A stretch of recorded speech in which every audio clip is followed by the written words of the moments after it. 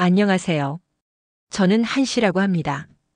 아직 북에서 데려오지 못한 어머니와 동생이 있어서 성심한 밝힘을 양해해 주시기 바랍니다. 제가 겪은 일들을 통해서 여러분이 조금이라도 북한의 현실을 이해하고 자유의 소중함을 느끼셨으면 하는 마음입니다. 저는 2013년 대한민국에 입국해서 지금은 경기도에서 살고 있습니다. 딸 둘과 함께 한국에 정착했어요. 큰딸은 한국 무용을 전공해서 지금 공연도 하고 대학원에서 공부하고 있습니다. 처음에 한국에 와서 큰딸이 무용을 배우고 싶다고 했을 때 저는 깜짝 놀랐어요. 북한에서는 예술을 한다는 것이 특별한 사람들만 할 수 있는 일이었거든요. 하지만 한국에서는 누구나 자신의 꿈을 펼칠 수 있다는 것을 알게 되었어요. 작은 딸은 대학에 다니다가 사회 경험을 하겠다고 휴학하고 지금은 골프장 캐디로 일하고 있어요. 처음에는 왜 대학을 그만두고 일을 하려고 하는지 이해가 안 갔어요. 북한에서는 대학에 간다는 것이 정말 어려운 일이었거든요. 하지만 작은 딸이 엄마 저는 세상을 더 배우고 싶어요라고 하는 말을 듣고 이해했어요. 한국에서는 언제든지 다시 공부할 수 있으니까요. 자녀들이 각자의 삶을 이렇게 잘 꾸려나가는 모습을 보면서 정말 감사하고 감동받습니다. 때로는 밤에 잠들기 전에 딸들의 얼굴을 바라보면서 정말 우리가 여기까지 왔구나 하는 생각에 눈물이 나기도 해요. 북한에서는 상상도 할 수 없었던 일들이거든요. 하지만 여기까지 오는 길이 얼마나 험난했는지 그 이야기를 들려드리고 싶습니다. 제가 겪은 일들이 여러분께 작은 교훈이 되었으면 좋겠어요. 그리고 지금도 북한에서 고통받고 있는 많은 사람들을 잊지 말아주셨으면 합니다. 저는 양강도가 고향입니다. 양강도는 북한에서도 정말 추운 지역이에요. 겨울에는 영하 30도까지 내려가기도 해요. 그곳에서 살 때를 생각해보면 명절에 떡을 돌리고 이웃과 음식을 나누던 시절이 그립습니다. 그때는 그게 당연한 일상이었거든요. 추운 겨울날에도 이웃들끼리 서로 도우며 살았어요. 감자를 캐면 옆집에도 나누고 누가 아프면 함께 걱정하고 돌봐주었습니다. 그런 인정이 있는 곳이었어요. 하지만 90년대 중반부터 시작된 고난의 행군 시기에는 정말 힘들었어요.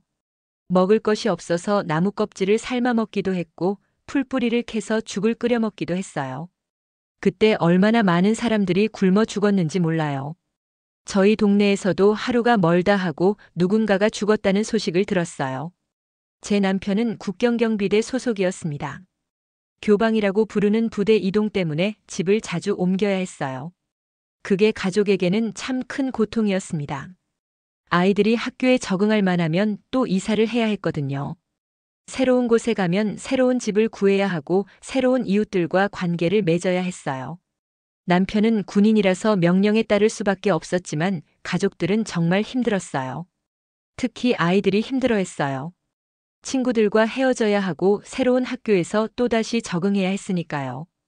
딸들이 왜 우리는 자꾸 이사를 다녀야 해요? 라고 물을 때마다 뭐라고 대답해야 할지 모르겠더라고요. 비단섬이라 불리는 지역에 살기도 했는데 거기는 다른 곳과 달랐어요. 중국에서 전기를 공급받아서 24시간 전기가 들어왔습니다. 북한에서 24시간 전기가 들어오는 곳이 얼마나 드문지 아시죠? 보통은 하루에 몇 시간씩만 전기가 들어왔거든요. 그마저도 언제 나갈지 모르고요. 갈밭에서 가리란 걸 길러서 땔감을 해결하기도 했고요. 가리라는 식물은 정말 좋은 땔감이에요. 불도 잘 붙고 오래 타거든요. 다른 지역에 비해서는 상대적으로 살기 좋았습니다. 아이들도 그곳에서는 비교적 안정적으로 학교를 다닐 수 있었어요. 그런데 그 비단섬에서 이루어진 군사공사는 정말 끔찍했습니다. 바닷속을 통과하는 비밀 터널 작업이었는데 수천 미터 깊이를 수직으로 뚫는 위험한 작업이었어요. 왜 그런 터널을 뚫는지는 저희 같은 일반 사람들은 알 수 없었어요. 군사기밀이니까요. 공사 중에 수많은 군인들이 목숨을 잃었습니다. 살아남은 사람은 극히 드물었어요. 땅속 깊이 들어가다 보면 가스가 나오기도 하고 갑자기 물이 쏟아져 들어오기도 했대요. 그러면 그 안에 있던 사람들은 빠져나올 수가 없었어요. 그 지역에는 군인 공동묘지가 따로 있을 정도였습니다. 저는 남편을 통해서 그 공사의 실상을 조금씩 알게 되었어요. 남편이 집에 와서는 말을 하지 않으려고 했지만 밤에 잠꼬대를 하거나 악몽을 꾸는 모습을 보면서 얼마나 끔찍한 일이 벌어지고 있는지 짐작할 수 있었습니다. 남편이 오늘도 몇 명이 죽었다고 중얼거리는 소리를 들었을 때는 정말 무서웠어요. 군인들은 위험 속에서도 명령에 따라 일해야 했어요. 거부할 수도 없고 도망갈 수도 없었습니다. 만약 명령을 거부하면 반역죄로 총살당할 수도 있었거든요. 그게 북한 체제의 잔혹함을 보여주는 거라고 생각합니다. 사람의 목숨보다 국가의 명령이 더 중요하다고 여기는 곳이에요. 남편이 지병으로 사망한 뒤에 집까지 몰수당하면서 삶의 기반을 완전히 잃었습니다. 남편이 군인이었지만 사망하고 나니까 아무도 우리를 도와주지 않았어요. 오히려 집까지 빼앗겼습니다. 국가에서 제공한 집이니까 반납하라고 하더라고요. 그때 정말 절망적이었어요. 두 딸과 함께 갈 곳도 없고 먹을 것도 없었거든요. 친척들도 자기들 살기 바빠서 도와줄 수 없다고 했어요. 그때 탈북을 결심했어요. 여기서는 도저히 살 수 없겠다는 생각이 들었거든요. 큰 딸은 탈북에 동의했지만 작은 딸은 나라를 배신할 수 없다며 거부했습니다. 작은 딸은 학교에서 배운 대로 조국을 떠나는 것은 배신이라고 생각했어요. 엄마, 우리가 어떻게 조국을 버리고 갈 수 있어요? 라고 하면서 울었어요. 그 어린 마음에 얼마나 큰 갈등이 있었을까요? 저는 밤마다 작은 딸을 설득했습니다. 우리가 여기서는 살 수 없다. 너희들에게 더 나은 미래를 주고 싶다고 말하면서요. 북한에서는 너희들이 아무리 노력해도 좋은 대학에 갈 수 없고 좋은 직장도 구할 수 없다고 설명했어요. 결국 큰딸과 함께 탈북하기로 결정했는데 작은 딸도 이후에 마음을 바꿔서 따라 나섰어요. 작은 딸이 마음을 바꾼 건 제가 매일 울면서 엄마가 너희를 어떻게 두고 갈 수 있겠느냐고 말했기 때문이었을 거예요. 그리고 큰딸이 우리 가족은 함께 있어야 한다고 작은 딸을 설득해 주기도 했고요. 탈북의 동기는 자식에게 더 나은 미래를 주고 싶은 어머니로서의 절절한 마음이었습니다. 제가 고생하는 건 괜찮지만 딸들만은 저처럼 고생하면서 살지 않았으면 좋겠다는 생각이었어요. 첫 번째 탈북할 때는 국경을 지키는 북한 경계병에게 뇌물을 주고 국경을 넘어서 중국 심양으로 도망쳤습니다. 그 경계병도 불쌍한 사람이었어요. 가족을 먹여 살리기 위해서 뇌물을 받을 수밖에 없었던 거죠. 우리가 준 돈으로 그 사람도 가족을 먹여 살렸을 거예요. 국경을 넘을 때는 정말 무서웠어요. 두만강이 얼어있어서 걸어서 건너갔는데 얼음이 깨질까봐 조마조마했어요. 딸들 손을 꽉 잡고 절대 소리내지 말라고 속삭이면서 건넜어요. 만약 발각됐다면 그 자리에서 총에 맞아 죽을 수도 있었거든요. 처음 경험하는 중국의 도로, 음식, 문화에 큰 충격을 받았어요. 도로가 이렇게 넓고 깨끗할 수가 있나 싶었고 상점에 물건들이 이렇게 많이 있을 수가 있나 싶었습니다. 북한에서는 상상도 할 수 없는 풍경이었거든요. 딸들도 눈을 크게 뜨고 신기해했어요. 엄마, 여기는 정말 다른 세상이네요 라고 하더라고요. 중국 사람들의 옷차림도 달랐어요. 색깔도 화려하고 스타일도 다양했어요. 북한에서는 회색이나 검은색 옷을 주로 입는데 중국에서는 정말 다양한 색깔의 옷을 입고 다니더라고요. 동생 집에 머물면서 한국 드라마를 처음 접했습니다. 그때까지만 해도 한국에 대한 인식은 부정적이었거든요. 북한에서 배운 대로 남조선은 가난하고 미국의 식민지라고 생각했어요. 미제의 앞잡이들이 사는 곳이라고 배웠거든요. 그런데 한국 드라마를 보니까 생각이 달라지기 시작했습니다. 드라마에서 나오는 집들도 예쁘고 사람들 옷차림도 좋았어요. 그리고 무엇보다 자유롭게 사는 모습이 부러웠어요. 북한에서는 할 수 없는 말들을 자유롭게 하고 가고 싶은 곳에 자유롭게 가는 모습을 보면서 정말 저런 곳이 있구나 했어요. 그런데 한국 드라마에서 쌀을 조그만 공기에 담아 먹는 것을 보고 남조선은 쌀이 참 귀하구나라고 생각했어요.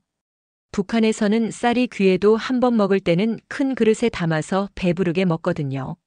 나중에 한국에 와서 알았지만 한국 사람들이 작은 공기에 밥을 먹는 건 다이어트 때문이거나 적당량을 먹기 위해서였더라고요. 그런데 불행히도 중국 공안에 체포되어서 딸들과 헤어질 수밖에 없었습니다. 누군가 신고했나 봐요. 중국에서는 탈북자를 신고하면 돈을 준다고 하더라고요. 그때가 정말 세상이 무너지는 것 같았어요. 딸들이라도 중국에 있어야 한다는 생각에 딸들을 숨겨놓은 채 공안들에게 체포되었습니다. 딸들까지 북송되면 안 된다는 생각이었어요. 북한 보위부로 넘겨져서 집결소에서 조사를 받았어요. 그곳에서 만난 다른 탈북자들은 정말 참혹한 상태였습니다. 구타당하고 고문당한 사람들이 많았어요. 어떤 사람은 손가락이 부러져 있었고 어떤 사람은 온몸에 멍이 들어 있었어요. 조사받을 때는 정말 무서웠어요. 누구의 도움을 받았느냐, 어떤 루트로 나갔느냐, 중국에서 누구를 만났느냐 등등 계속 질문했어요. 거짓말을 하면 바로 들통나고 심한 매질과 고문을 하니까 최대한 사실대로 말해야 했어요. 저는 다행히 진술이 일치하고 조사 도중에 남편과 친했던 보위부 간부가 직접 신문했고 이전에 보위부와 협조를 하며 일했던 경력 때문에 빠르게 풀려났습니다. 제가 보위부와 일했다는 건 남편 때문이었어요. 남편이 군인이다 보니까 가끔 보위부 일을 도와주기도 했거든요. 문서 정리하는 일이나 사람들 신원을 확인하는 일 같은 것들이요. 아무리 보위부와 일을 했다고 해도 일단 북송되면 소용이 없는데 운이 좋게도 보위부와 일을 했던 일이 도움이 될 줄은 몰랐어요. 하지만 그곳에서 본 다른 사람들의 고통은 정말 잊을 수가 없습니다. 어떤 여자분은 중국에서 중국 남자와 결혼해서 살고 있었는데 강제로 끌려온 거라고 하더라고요. 보위부에서 풀려난 후 다시 장마당에서 장사를 하면서 브로커 자금을 준비했어요. 장마당에서 중국에서 들여온 물건들을 팔았습니다. 옷, 신발, 생활용품, 화장품 등등요. 북한 사람들이 중국 물건을 좋아해요. 한국 물건은 아주 구하기 힘들었어요. 하루하루가 힘들었지만 딸들을 다시 만나겠다는 희망 하나로 버텼어요. 새벽부터 밤늦게까지 장사를 했어요. 돈을 벌기 위해서는 뭐든지 했어요. 짐을 날라주는 일도 하고 청소하는 일도 했어요. 가끔 중국으로 연락해서 딸들과 재회하려는 희망을 품었습니다. 시아버지의 도움으로 연락이 닿았고 딸들이 브로커에게 줄 돈을 모아서 보내주었어요. 딸들이 중국에서 얼마나 고생했을지 생각하면 지금도 가슴이 아픕니다. 그 어린 나이에 엄마 없이 살아남기 위해서 얼마나 힘들었을까요? 어린 딸들이 중국에서 식당 일을 하면서 돈을 모았다고 하더라고요.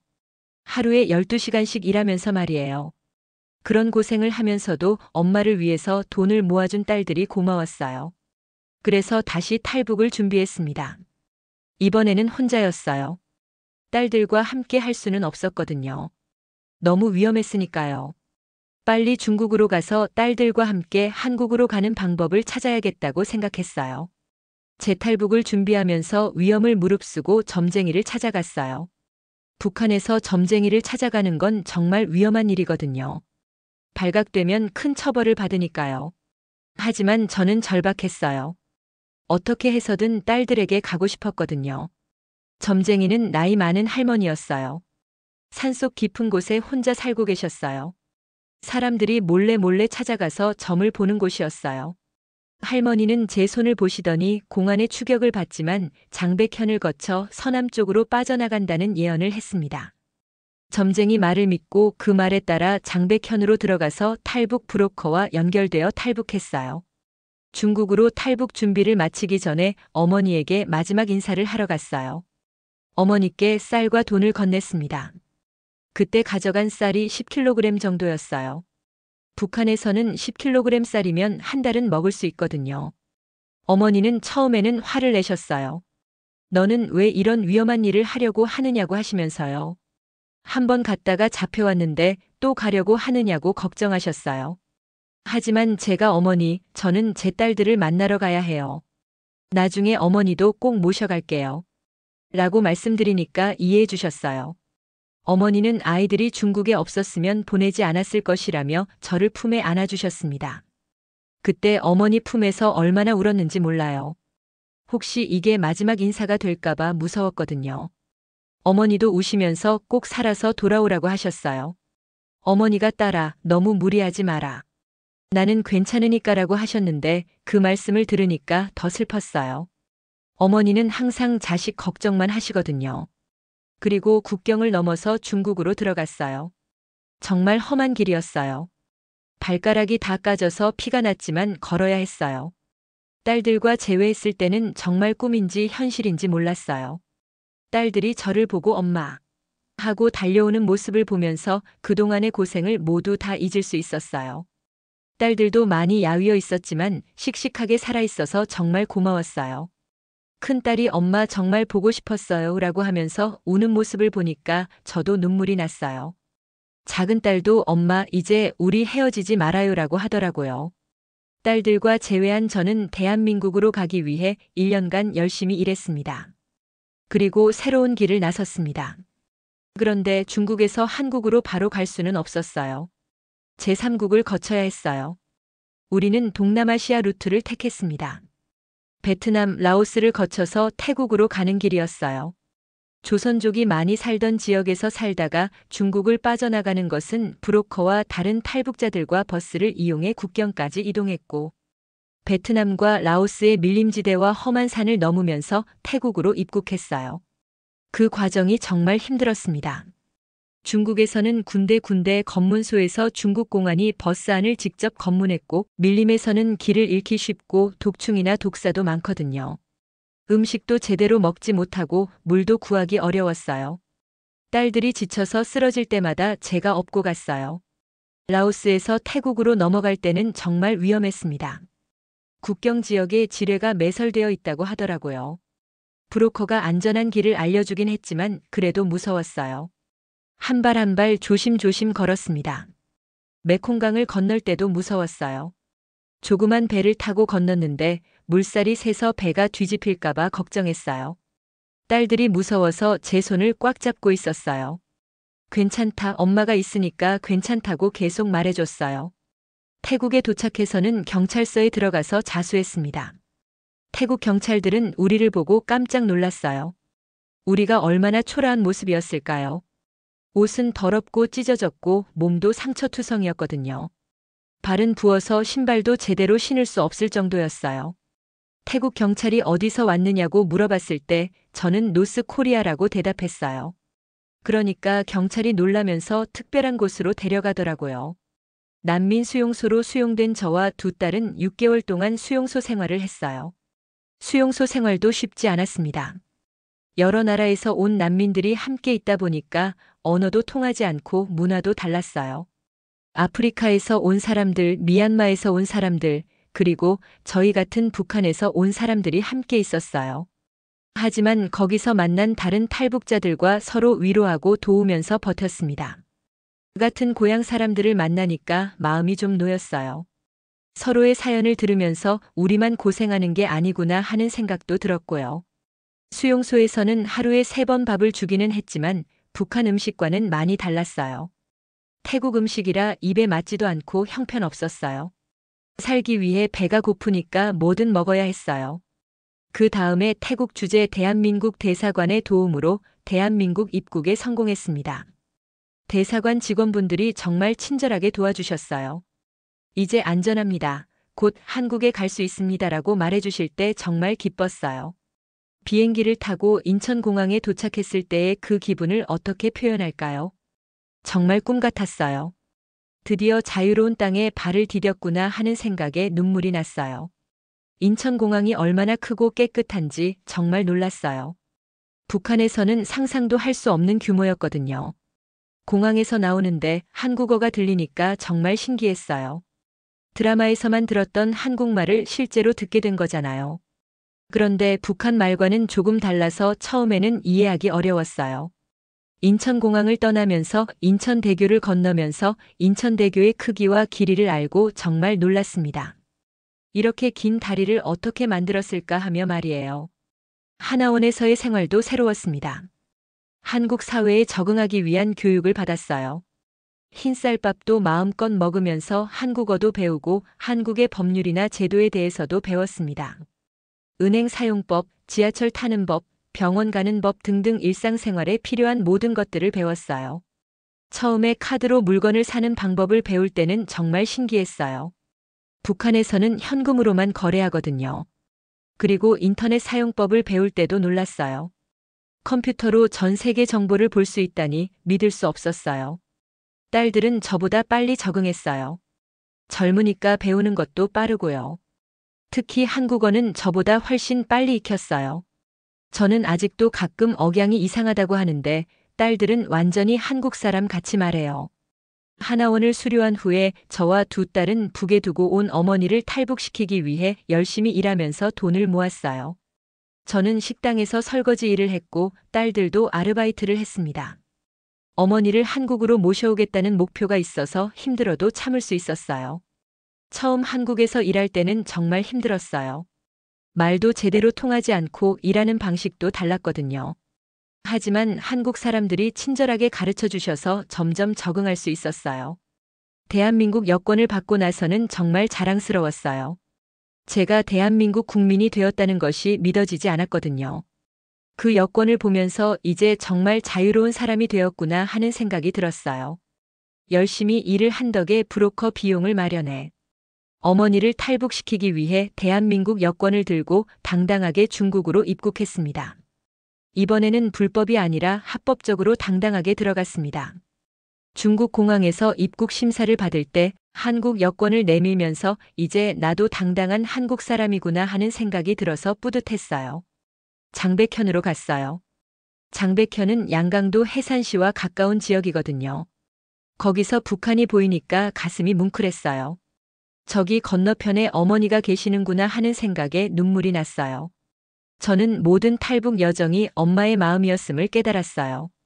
처음 탈북할 때도 딸들을 위해서였고 이번에도 어머니를 위해서였거든요.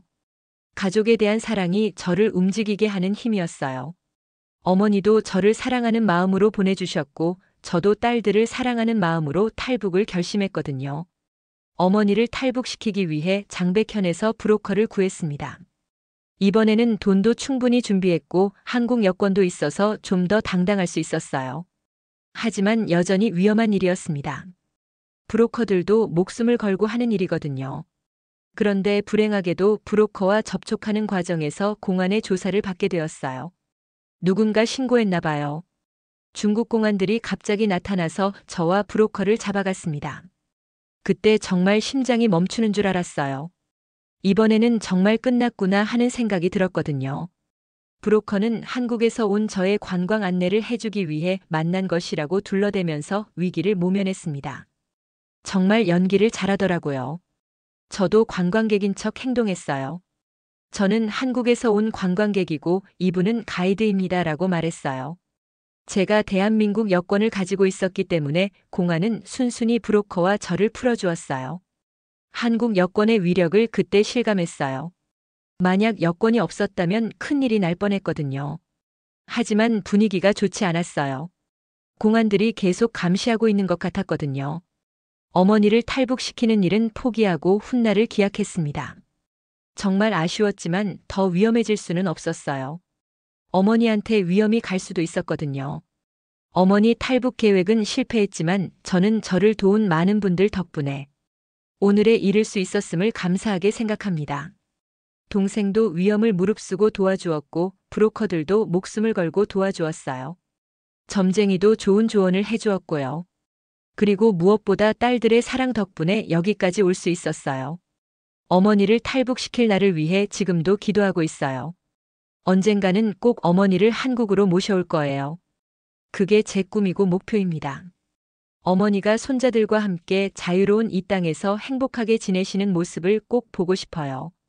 저는 지금도 북에 계신 어머니를 생각하면 가슴이 아픕니다. 올해로 어머니가 80이 넘으셨을 거예요. 건강은 어떠실까? 잘 드시고 계실까? 혹시 아프시지는 않을까 걱정됩니다. 겨울에는 얼마나 추우실까? 난방은 제대로 되는지 걱정이에요. 언젠가는 어머니를 한국으로 모셔오고 싶어요. 탈북은 단순히 자유를 찾아 떠나는 여행이 아닙니다. 목숨을 걸고 가족을 위해 선택하는 절박한 길입니다.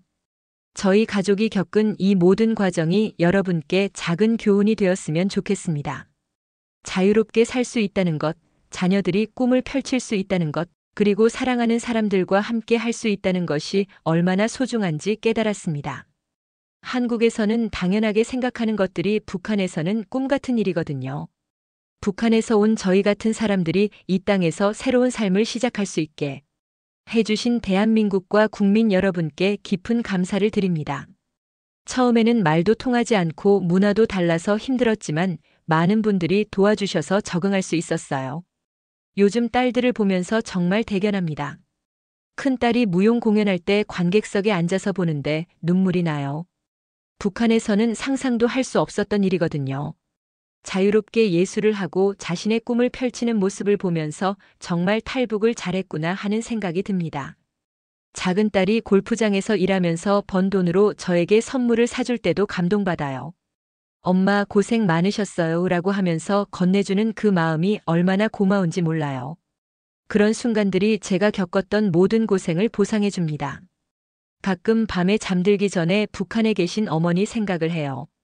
어머니는 지금 무엇을 하고 계실까, 건강하게 지내고 계실까, 저희들 생각은 하고 계실까. 그런 생각을 하면 잠이 안 와요. 어머니께서 딸아 잘 지내고 있느냐고 물어보시는 꿈을 꾸기도 해요. 언젠가는 꼭 어머니를 한국으로 모셔올 거예요. 비록 이번에는 실패했지만 포기하지 않을 거예요. 어머니가 손자들과 함께 이 자유로운 땅에서 행복하게 지내시는 모습을 꼭 보고 싶어요. 그게 제 마지막 소원입니다. 북한에서 온 사람들이 한국에서 살면서 겪는 어려움도 많아요. 말투가 다르고 생각하는 방식도 다르니까 오해받을 때도 있어요. 하지만 시간이 지나면서 점점 적응해 나가고 있어요. 한국 사람들도 저희를 이해하려고 노력해 주시고요. 저는 지금 이 순간이 꿈 같습니다. 딸들과 함께 자유롭게 살 수 있고 하고 싶은 말을 할 수 있고 가고 싶은 곳에 갈 수 있어요. 북한에서는 상상할 수 없었던 일들이죠. 지금도 북한에는 자유를 꿈꾸는 많은 사람들이 있습니다. 그들의 꿈이 언젠가는 현실이 될 수 있기를, 그리고 저희 어머니도 언젠가는 이 자유로운 땅에서 손자들과 함께 할 수 있기를 간절히 바랍니다. 마지막으로 여러분께 당부드리고 싶은 것은 지금 여러분이 누리고 있는 자유와 평화가 얼마나 소중한 것인지 잊지 마시라는 거예요. 저희 같은 사람들이 목숨을 걸고 찾아온 그 자유를 여러분은 태어날 때부터 가지고 계시잖아요. 그리고 북한에는 아직도 자유를 꿈꾸는 많은 사람들이 있다는 것을 기억해 주세요. 언젠가 통일이 되어서 모든 사람들이 자유롭게 살 수 있는 날이 오기를 간절히 바랍니다. 여러분도 가족의 소중함을 느끼시길 바래요. 저는 가족을 위해서 목숨을 걸고 탈북했지만 여러분은 그런 극한 상황을 겪지 않아도 가족과 함께 할 수 있잖아요. 그게 얼마나 축복인지 모르실 수도 있어요. 제 이야기를 들어주셔서 정말 감사합니다. 이상은 북의 어머니와 동생을 두고 온 탈북자 한 씨의 이야기였습니다. 그런데 여기서 꼭 말씀드리고 싶은 게 있습니다. 한국 여권을 가지고도 중국에서는 절대 안전하지 않다는 것입니다. 탈북자인 진경숙 씨라는 분이 대한민국 여권을 가지고 중국에서 체포되어 북송된 사례를 말씀드리고 싶어요. 진경숙 씨는 1980년에 태어나서 2002년에 탈북했습니다. 한국에서 주민등록증을 받고 여권을 발급받았어요. 대한민국 국민이 된 거죠. 새로운 삶을 시작했고 결혼도 했습니다. 2004년에 신혼여행차 중국 지린성 국경 근처를 방문했을 때였어요. 진경숙 씨는 북송 영상을 촬영하려고 현지 중개인과 접촉했대요. 아마 북한의 현실을 알리고 싶었던 것 같아요. 그런데 그 중개인이 사실상 납치책이었습니다. 결국 중국 땅에서 납치되어서 북한으로 강제 송환되었어요. 한국 여권을 가진 한국 국민이 중국에서 납치된 겁니다. 이 사건은 한국 여권 소지자가 중국에서 납치되어서 북한으로 북송된 최초이자 대표적인 사례입니다. 진경숙 씨는 그 후 어떻게 되었는지 아무도 모릅니다. 진경숙 씨 사건은 한국 여권을 이미 가진 탈북자뿐만 아니라 다른 대한민국 국민들도 중국 체류 시에는 절대 안전하지 않다는 것을 의미합니다. 언제 무슨 일이 일어날지 모르거든요. 중국에서는 대한민국 국민이 대한민국 여권을 가졌지만 언제나 조심해야 합니다. 특히 탈북자 출신이라면 더욱 그렇습니다. 북한의 공작원들이 언제 어디서 나타날지 모릅니다. 진경숙 씨처럼 납치당할 수도 있어요. 중국에는 북한 공작원들이 많이 활동하고 있습니다. 탈북자들을 감시하고 기회가 되면 납치해서 북한으로 보내려고 해요. 그래서 탈북자 출신들은 중국에 갈 때 정말 조심해야 합니다. 최근에는 중국 정부는 간첩법을 강화했습니다. 탈북자가 아니더라도 중국 체류 중에는 항상 조심해서 행동해야 합니다. 긴 이야기 들어주셔서 감사합니다. 구독, 좋아요, 알림 설정은 큰 힘이 됩니다. 다음 시간에도 재미있는 이야기로 다시 찾아뵙겠습니다.